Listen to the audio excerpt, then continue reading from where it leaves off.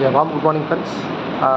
As a part of this lecture series on material behavior, the third one, what you're going to see is fatigue failure. As its name implies, this failure happens due to the fatigue conditions. Okay. Before that, we have to go little much deeper about fatigue. The fatigue failure is a type of material failure that occurs due to repeated or cyclic loading over the time and leading to the propagation or growth of crack and eventually fracture occurs, right? Unlike this brittle failure, this fatigue failure occurs under static loading conditions, and this fatigue failure occurs in materials subjected to dynamic or fluctuating stress, such are those experiencing rotating machineries, structural components subjected to cycle loading, and mechanical components under repeated loading and unloading conditions. There are several key factors or key characteristics for this fatigue failure.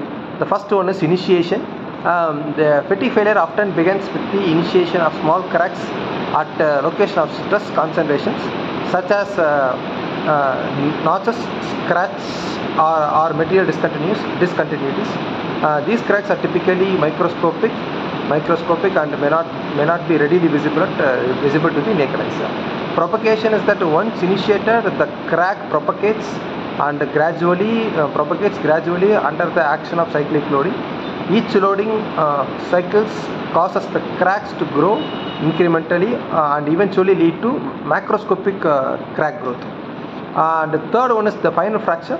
As the cracks continues to propagate or growth, they eventually reaches the critical size where this catastrophic failure occurs suddenly, like the brittle failure. This final fracture is often characterized by a sudden decreases in load carrying capacity and may result in complete separation of the material. There are several factors influencing this fatigue failure. First is stress amplitude. The magnitude of a cyclic stress experienced by the material plays a significant role in determining its fatigue life. The high stress amplitudes leads to shorter fatigue lives, while the low stress amplitudes results in long fatigue lives. The second one is number of cycles. The number of cycles or repetitions of loading also affects fatigue type. The materials subject to a higher number of loading cycles are more likely to experience fatigue failure than those subjected to fewer cycles, even if the stress amplitude level is relatively low. The third one is material property. The material property such as strength, ductility, toughness influences the fatigue behavior, and that too, the material with high strength and ductility tends to exhibit better fatigue resistance. The fourth one is the surface conditions. The surface finish, residual stress, and the presence of surface defects can all affect the initiation and propagation of fatigue cracks. Smooth surface and the materials which have the surface treatments aimed to reduce stress concentrations can improve their fatigue life. And taking environmental factors into the consideration, environmental conditions such as temperature, humidity, or the presence of chemicals which causes corrosion or corrosive agents, in other words, can also influence the fatigue behavior. Certain environmental factors may accelerate fatigue crack growth and shorten the fatigue life.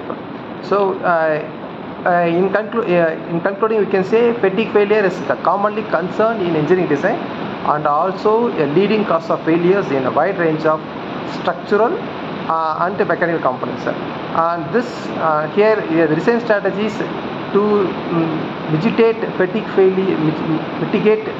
failure includes avoiding stress concentrations, selecting material with appropriate fatigue properties, and implementing fatigue resistant design principles such as fillet radii, surface treatments, and fatigue analysis during the design process. So, in order to avoid this fatigue failure, we must use a proper loading condition, proper environmental condition, and should select the material based on select the material with resistance towards fatigue behavior, and moreover the cycling is a stress amplitude of the loading used and the number of cycles, etc. So that's all for today. Thank you. Have a great day.